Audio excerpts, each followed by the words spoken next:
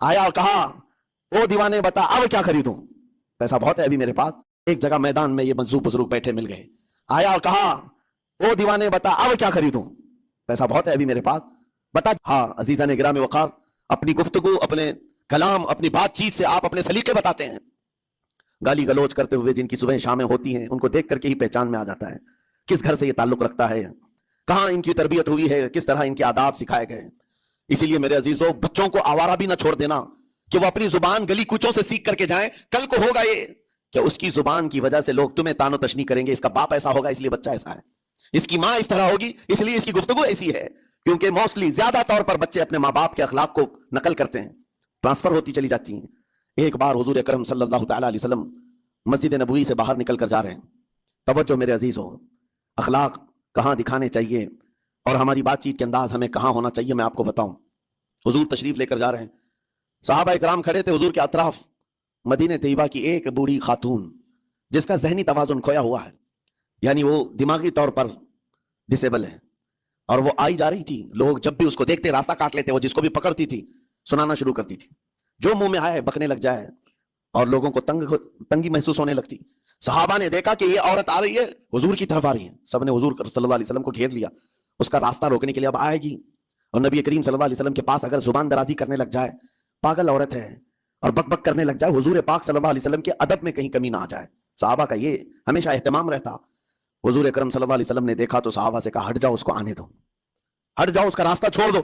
صحابہ نے کہا یا رسول اللہ صلی اللہ علیہ وسلم، اس کا ذہنی توازن ٹھیک نہیں ہے، دماغی طور پر وہ عورت ٹھیک نہیں ہے، وہ آئے گی اور لمبی باتیں کرتی ہے، لا یعنی باتیں کرتی ہے، کہیں آپ کی شان پاک میں کوئی گستاخی نہ ہو جائے۔ صحابہ روک رہے تھے، حضور پاک صلی اللہ علیہ وسلم نے سختی سے فرمایا، ارشاد فرمایا ہٹ جاؤ، اس کا راستہ چھوڑ دو، مجھے پتا ہے پورے مدینے میں اس کی کوئی نہیں سنتا، میں بھی نہ سنوں تو کس کو سنائے گی، اگر میں بھی نہ سنوں تو وہ کس کو سنائے گی۔ یہ میرے مصطفیٰ کریم صلی اللہ تعالی علیہ وسلم کے دربار عالی جاہ کی وہ بلند اخلاق کریمانہ کی ایک مثال ہے، جس کو خود میرے آقا نے فرمایا بعثت لاتمم مکارم الاخلاق۔ عزیزان گرامی وقار، لوگوں کے آج حالات ایسے ہیں کہ اچھے لوگوں کے ساتھ اخلاق الگ دکھائے جاتے ہیں، چھوٹے لوگوں کے ساتھ اخلاق الگ دکھائے جاتے ہیں۔ سٹیٹس کا آدمی ہو تو اس کے ساتھ ملنے کے طریقے الگ ہیں، اور غریب کوئی آ جائے، فقیر کوئی آ جائے تو اس سے ملنے کا انداز الگ ہو جائے۔ یہ نہ ہو، یہ ہم سب کے لیے نصیحت ہے۔ اسی ممبئی کی سرزمین پر میں آپ کو بتاؤں، ایک ماہیم شریف میں بزرگ حاجی صاحب ہوا کرتے تھے، آج سے تقریباً 10-12 سال پہلے کی۔ وہ کئی لوگوں سے ایک سوال کرتے تھے پکڑ پکڑ کر کے کہ میرا ایک سوال ہے، آپ جواب دیں گے، میرا ایک سوال ہے۔ کئی علماء سے انہوں نے پوچھا، مجھ سے بھی انہوں نے، جب میں نیا تھا مصر سے پڑھ کر کے آیا تھا، میرے پاس آ کر کہا کافی سالوں سے میرے ذہن میں ایک سوال ہوتا ہے، میں آپ سے بھی پوچھنا چاہتا ہوں۔ کہا بتائیے کیا ہے؟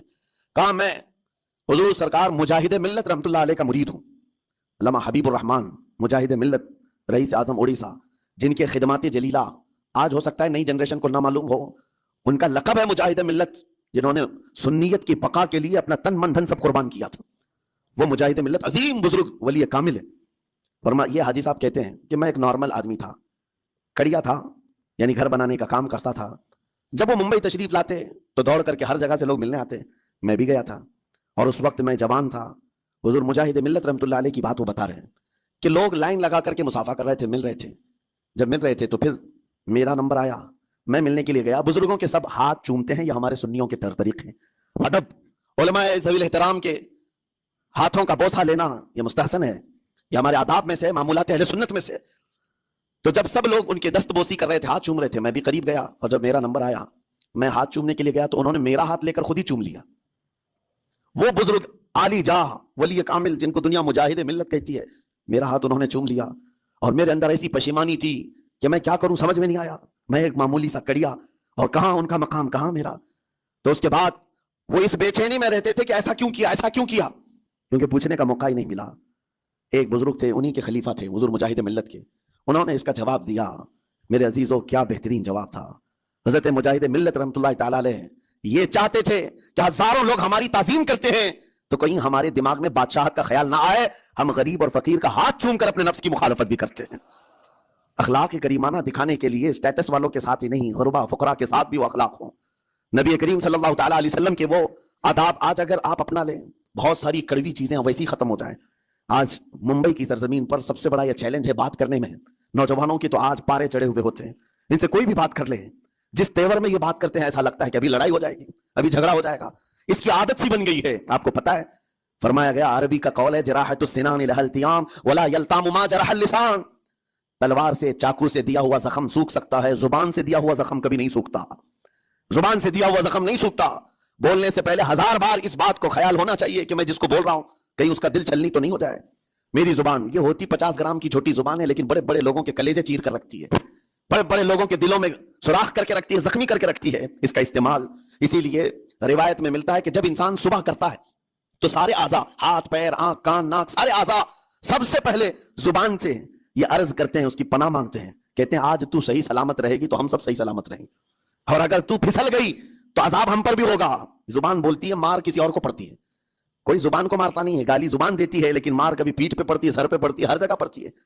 تو یہ زبان نبی کریم صلی اللہ تعالی علیہ وسلم نے ارشاد فرمایا من یضمن لی ما بین لحیتیہ وما بین، حضور پاک صلی اللہ تعالی علیہ وسلم فرماتے ہیں جس نے 2 چیزوں کی ضمانت مجھے دے دی، حفاظت کی، میں اسے اضمن لہ الجنہ، میں اس کو جنت میں لے جانے کی ضمانت دیتا ہوں۔ 2 چیزیں کیا ہیں؟ حضور فرماتے ہیں ایک 2 جبڑوں کے بیچ میں جو موجود زبان ہے اس کی حفاظت کر لے، اور 2 رانوں کے بیچ میں جو شرمگاہ اس کی حفاظت کر لے، یہ 2 چیزیں جس نے بچا لیا میں اس کو جنت میں لے جانے کی ذمہ داری دیتا ہوں، ضمانت دیتا ہوں۔ اس کا کتنا بڑا کردار ہے، یہ زبان کا کتنا بڑا کردار ہے۔ اور حضور نے ایک بار پکڑ کر کے فرمایا تھا، زبان کو پکڑ کر کے کہا تھا یہ وہ زبان ہے جو انسان کو جنت میں بھی لے جاتی ہے اور دوزخ میں بھی لے جاتی ہے۔ کلمہ کس سے پڑھتے ہیں آپ؟ لا الہ الا اللہ، زبان ہی سے تو پڑھتے ہیں، اسی کلمے نے آپ کو جنت تک پہنچایا۔ اور کافر جو کفر کرتا ہے وہ بھی زبان سے ہی کرتا ہے، اور زبان اسے ہمیشہ کی دوزخ میں لے جاتی ہے۔ اس زبان کو چلانے سے پہلے 1000 بار سوچ لیں کہ آج لہجوں کی سختیاں بڑھتی چلی گئیں، اور آپ کو پتا ہے قرآن پاک میں رب تعالیٰ نے یہ فرمایا وَلَا تَقُلْ لَهُمَا اُفٍّ وَلَا تَنْهَرْهُمَا، والدین کے بارے میں بچوں کو کیا کہا گیا؟ ان کو اف تک نہ کہو۔ لیکن زبان جب کھلتی ہے نا، ماں باپ کے خلاف نوجوانوں کو ہم نے دیکھا ہے گالی گلوچ کرتے ہوئے اور اتنی بری باتیں کہتے ہوئے، معاذ اللہ۔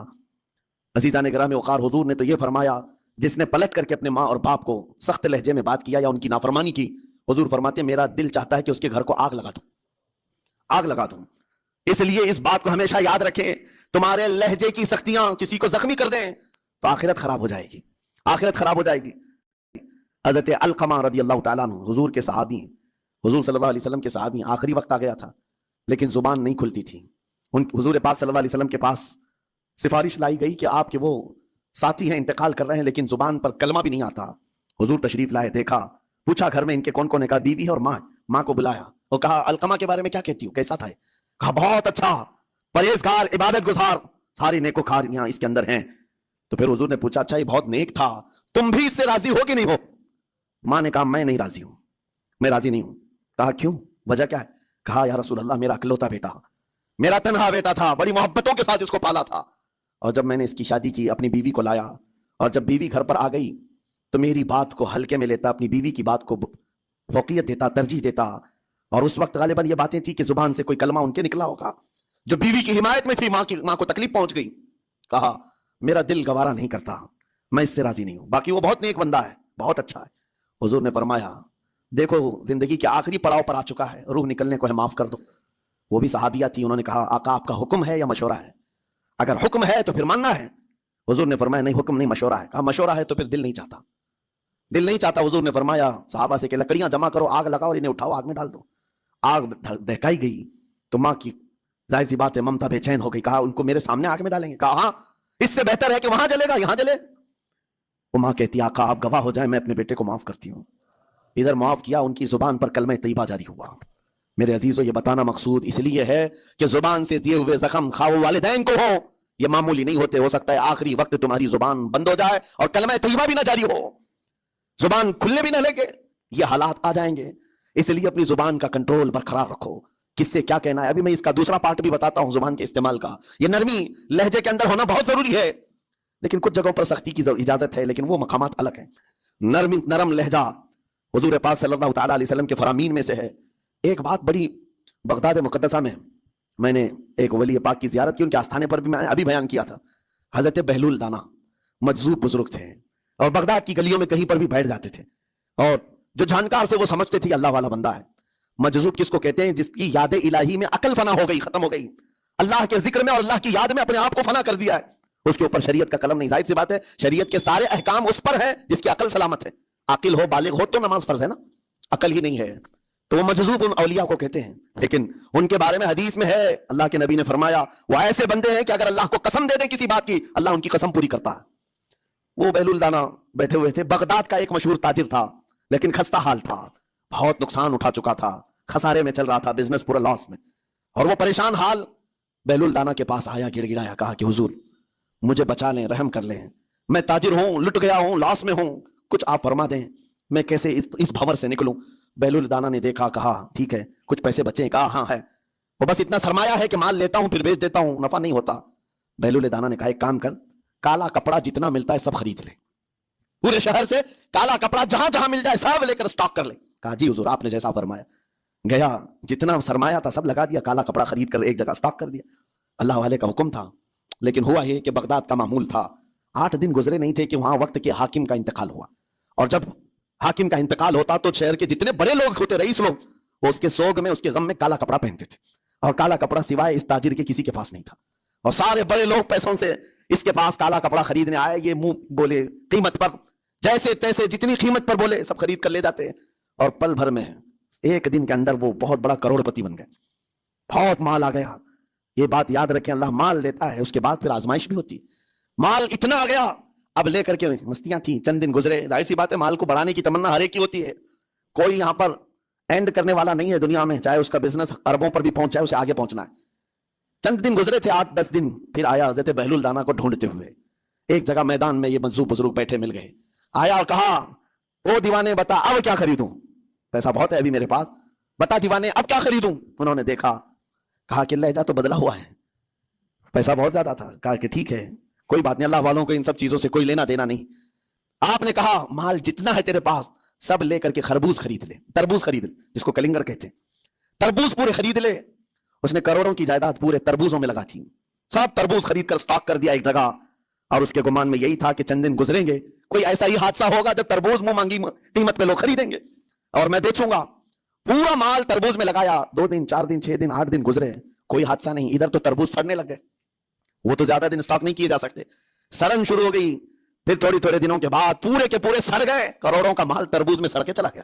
وہ بیچ بھی نہیں سکا, کچھ نہیں کر سکا, واپس چیختا چلاتا اسی حالت میں آیا, پہلے سے بھی زیادہ بدتر حالت میں آ گیا ہوں. دوڑتے ہوئے آیا, حضرت بہلول دانا کو ڈھونڈتے ہوئے. کہاں ہیں وہ؟ اسی جگہ بیٹھے ہوئے مٹی میں بیٹھے رہتے تھے. قریب آیا اور کہنے لگا کہ آپ نے میرے ساتھ ایسا کیوں کیا بہلول. بہلول دانا نے کہا کیا ہوا؟ کہا میں تو لٹ گیا, تربوز میں پیسے لگائے آپ کی وجہ سے اور پورے سڑ گئے. بہلول دانا نے کہا میں نے تو کچھ نہیں کیا, پہلے تو تجھے نفع ملا تھا وہ تیرے لہجے کی وجہ سے, اب خسارہ ہوا ہے تیرے لہجے کی وجہ سے. پہلے جو آیا تھا بات کرنے کے لیے اس وقت تیری تمیز الگ تھی, تیری تہذیب الگ تھی, اخلاق الگ تھی. گڑ گڑا کر کہا تھا کہ میں لٹ گیا ہوں آپ رحم کر دیں. دوسری بار آ کر کے کیا کہا, وہ دیوانے بتا کیا خریدوں. لہجہ بدل گیا تو پوری حیثیت بدل گئی. زبان ہماری اونچائی پر بھی لے جاتی ہے اور نیچے بھی لے آتی ہے. اس بات کو ہمیشہ ملحوظ رکھیں کہ اس زبان سے بہت سارے لوگ نفع بھی اٹھاتے ہیں, بہت سارے لوگوں کو نقصان بھی ہوتا ہے. لیکن ساتھ میں یہ بات بھی عرض کروں, نرم گفتگو کرنے کا عادی ہر ایک کو ہونا چاہیے. نرم گفتگو کرنے کا عادی ہر ایک کو ہونا چاہیے, اس کی نیکیوں کی علامت ہے, اس کے اخلاق کی علامت ہے. لیکن ساتھ میں امام شافعی رحمۃ اللہ تعالی علیہ نے یہ بھی فرمایا, چاہے جتنی بھی نرم طبیعت ہو انسان کی, اللہ اور اس کے رسول کے لیے غیرت ہونی چاہیے. اللہ اس کے رسول کے خلاف بات سنے تو پھر نرم لہجے کا استعمال نہ کرے, پھر وہ بزدلی کہلائے گی, وہ بزدلی کہلائے گی. آج میں ایک بات یہ بھی بتا دوں, بہت سارے لوگ یہ سمجھتے بھی ہیں. ابھی چند دن قبل میں ماررہ متحرہ میں بیان کیا اخلاق کے اولیاء اکرام کے مذہب و مسلک پر, اور پچھلے 15 سالوں سے میں نے بہت سارے خطابات کیے ہیں اخلاق پر, معاشرے کی برائیوں پر. لیکن ابھی چونکہ چند دنوں میں جلسے پروگرام بہت سارے ہو گئے اور عظمت ناموں سے رسالت پر زیادہ گفتگو ہونے لگی, تو لوگوں میں ایک امیج الگ بیٹھی ہوئی. اور ابھی ہم نے اخلاق حسنہ پر گفتگو کیا کی 8 دن پہلے. ایک بزرگ نے مجھ سے پوچھا ایسی بھی تقریر کرتے ہیں آپ ایسی بھی تقریر کرتے ہیں, یعنی نرم گفتگو بھی کرتے ہیں؟ مطلب یہ ہے کہ ہماری امیج ایسی بنا کر رکھیں کہ ہم ہر وقت چلاتے ہی رہتے ہیں, ہر وقت للکارتے ہی رہتے ہیں. میرے عزیزوں میں یہاں پیغام دینا چاہتا ہوں, ہم قرآن کے اس آیت پر عمل کرنا چاہتے ہیں جو مولا نے فرمایا اشداء علی الکفار رحماء بینہم. مومنین کی شان ہے, صحابہ کی شان ہے, وہ کافروں پر سخت ہوا کرتے ہیں اور مومنوں کے لیے نرم دل ہوا کرتے ہیں. زبان کی نرمی ایمان والوں کے لیے ہے, زبان کی نرمی محبت مصطفیٰ کے لیے ہے, عاشقان مصطفیٰ کے لیے ہے. ساتھ میں زبان کی سختی کفار و مشرکین کے لیے ہے, گستاخان رسول کے لیے ہے. اور اگر یہ چیز نہیں آئی تو پھر آپ سمجھ لیں نیک اس وقت نہیں کہلائے گا آدمی. بعض لوگوں کو ایسا لگتا ہے نرم بات کرنا چاہیے, نرم گفتگو بالکل صحیح ہے, یہ اخلاق ہے. لیکن اگر ایسے مقامات پر جہاں تمہارے نبی کو کوئی گالی دے رہا ہو, رب کی شان میں کوئی بھونک رہا ہو, اس وقت تم کہو کہ اخلاق ہے, نرم بات کرنا چاہیے, یہ بے غیرتی ہے, یہ بے غیرتی ہے.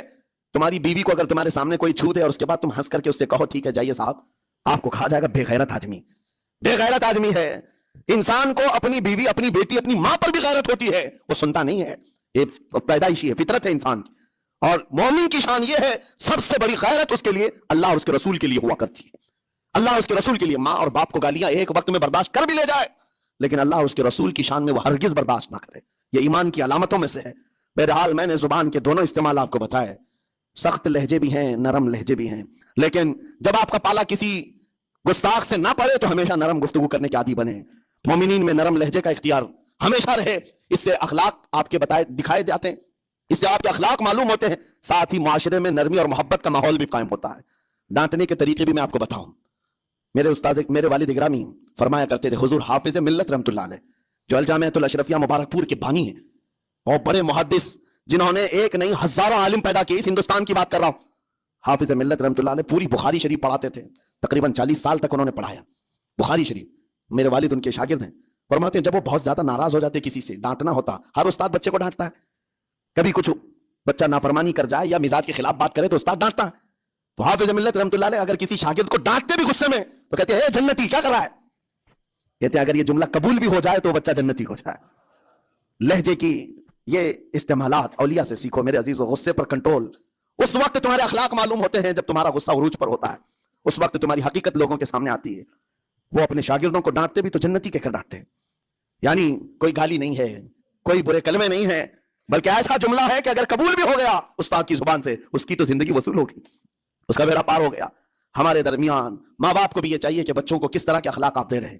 گفتگو کرنے کے متعلق قرآن میں اللہ تعالیٰ نے آداب بتائے ہیں، جب آپ گھروں کے اندر موجود ہوں تو بچوں کے سامنے کس طرح کی گفتگو کیا کریں گے، کیسی بات کریں گے۔ شوہر اور بیوی جس طرح کی باتیں کر رہے ہیں بچے کے دماغ میں وہ پورا کا پورا چھپتا ہے، ٹرانسفر ہوتا ہے، اسی لیے کہا گیا ایڈلٹ گفتگو کبھی بھی بچوں کے درمیان نہیں کی جائے گی۔ جو میچورٹی میں نہیں ہے ان بچوں کے سامنے ماں اور باپ بیٹھ کر کے کلام بھی نہ کریں، بات نہ کریں۔ معاشرہ تو آج ایسا ہے، سب پوری فیملی لے کر کے بیٹھے ہوئے ہیں، اور حد تو یہ ہے کہ گندی فلمیں سامنے لگی ہوئی رہتی ہیں، وہ کیسے بچا پاؤ گے؟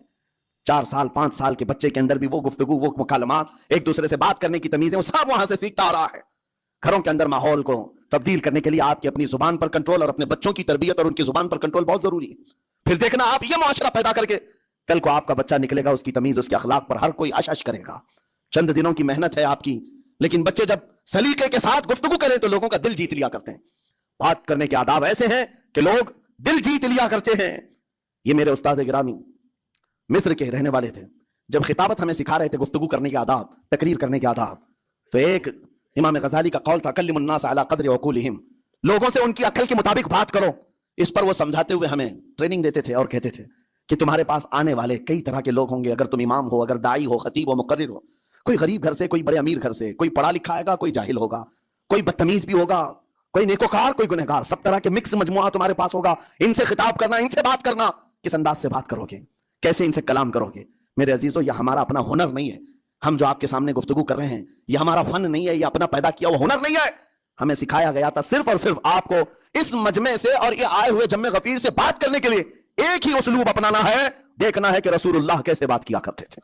میرے آقا صلی اللہ تعالیٰ علیہ وسلم کا اسلوب اپناؤ، حضور کے خطبے دیکھو، حضور جب خطاب کرتے، ظاہر سی بات ہے مسجد نبوی میں اس وقت بھی لوگ ہر طرح کے لوگ آتے، دیہات کے بھی تھے، شہر کے بھی تھے، اعلیٰ دماغ والے لوگ اور کئی الگ الگ قسم کے لوگ آتے، حضور کا خطاب سب کے لیے تھا۔ عزیزان گرامی، ان سنتوں پر عمل کر کے آج آپ اپنے لہجے کو بہتر بنا سکتے ہیں۔ بس میری گفتگو کا خلاصہ یہی ہے کہ اللہ تعالیٰ ہمیں زبان کا صحیح استعمال عطا فرمائے۔